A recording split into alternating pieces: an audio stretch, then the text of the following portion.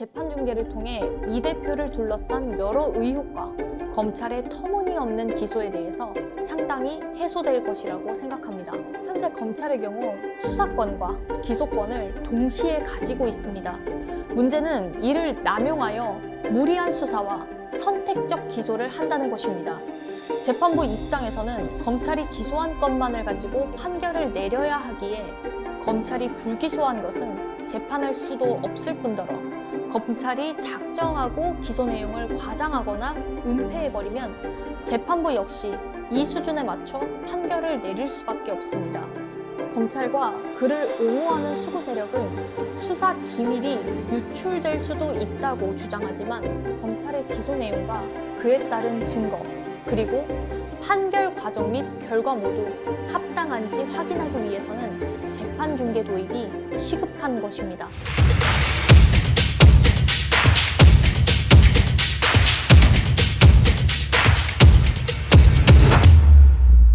오늘은 재판 중계에 대한 이야기를 하겠습니다. 대한민국 헌법 제109조에는 재판의 심리와 판결은 공개한다는 재판 공개 원칙이 명시되어 있습니다.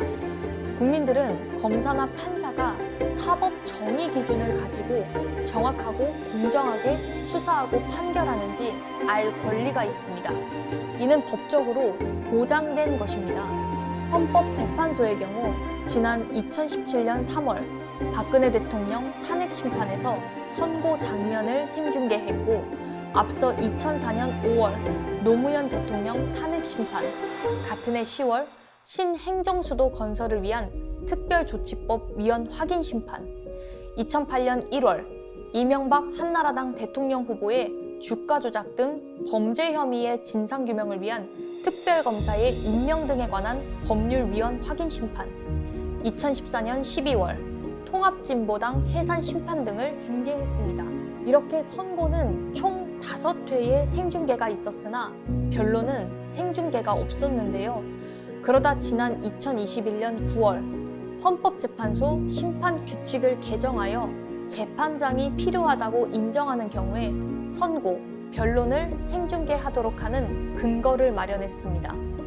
그리고 법원에서는 모든 선고를 유튜브 채널 등으로 중계하는 대법원 전원 합의체를 제외하면 대법원 규칙상 1심과 2심은 공익이 인정되는 경우 혹은 피고인이 동의하는 경우에 한해 재판 시작 전이나 선고 때에 중계가 가능합니다.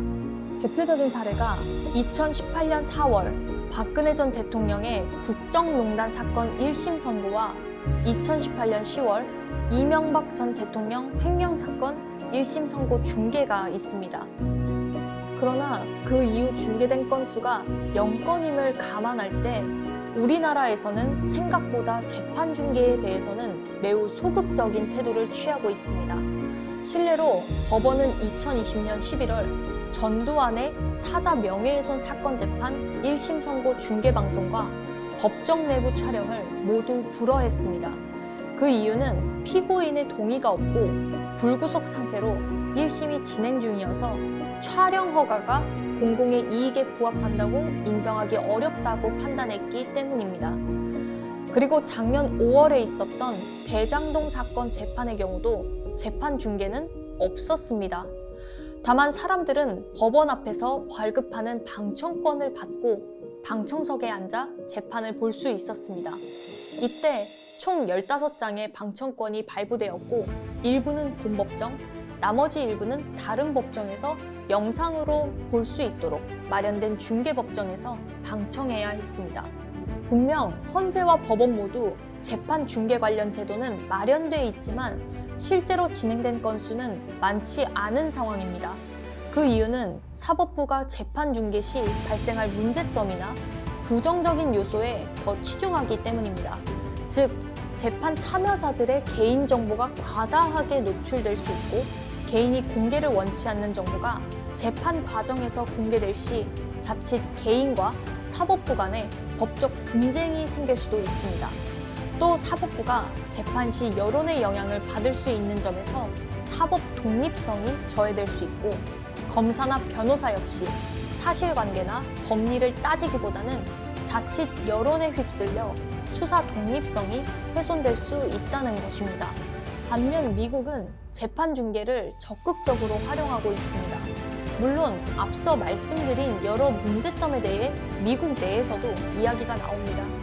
그럼에도 국민의 알 권리 보장을 위해 재판 중계를 하고 있는데요. 몇 가지 예를 말씀드리겠습니다. 도널드 트럼프 전 미국 대통령의 대선 개입 혐의 1심 재판 과정은 전 세계로 생중계되었습니다. 또 2020년 6월 흑인 조지 플로이드를 과잉 진압하여 숨지게 한 경찰관 데릭 쇼빈의 재판도 영상으로 공개되었습니다.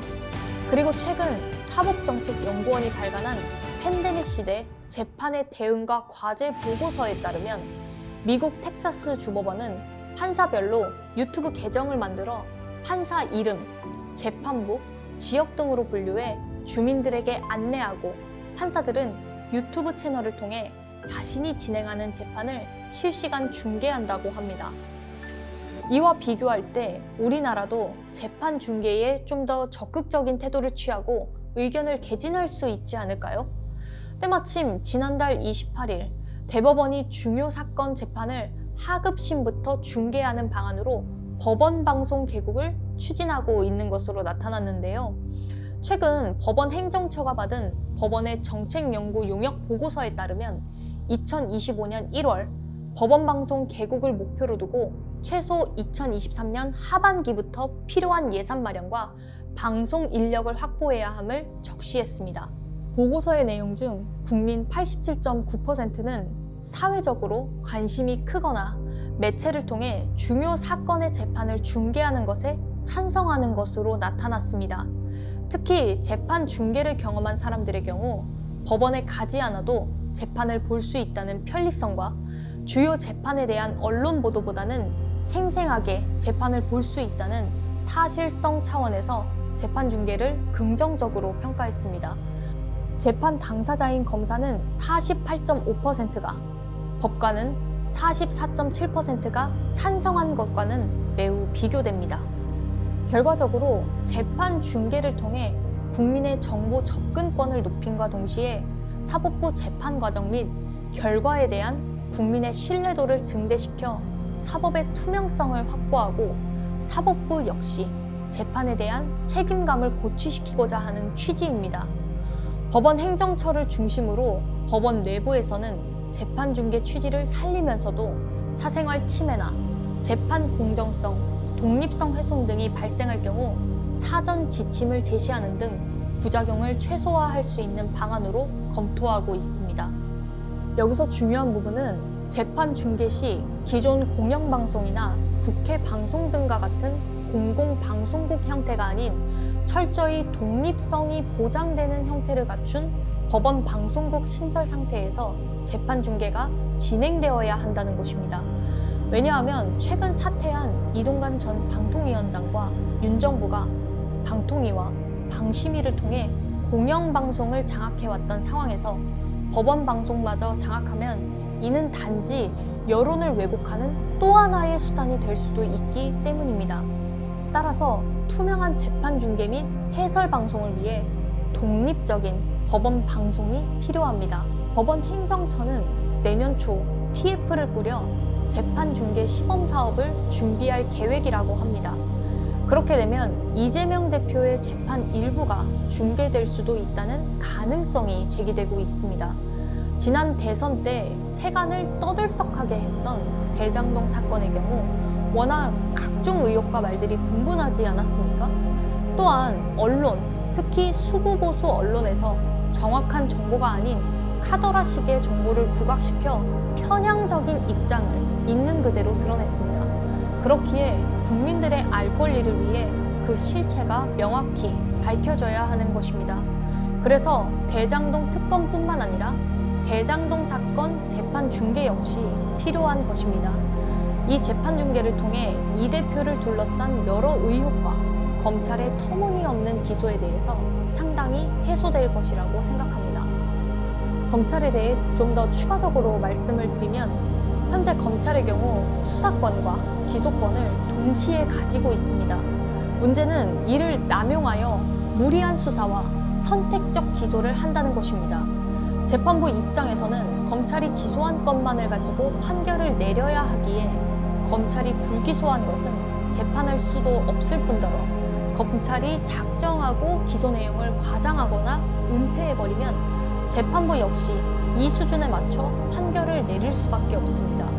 검찰과 그를 옹호하는 수구 세력은 수사 기밀이 유출될 수도 있다고 주장하지만 이런 문제점이 극심해짐에 따라 대다수 국민들이 검찰의 수사와 기소를 불신하는 상황입니다.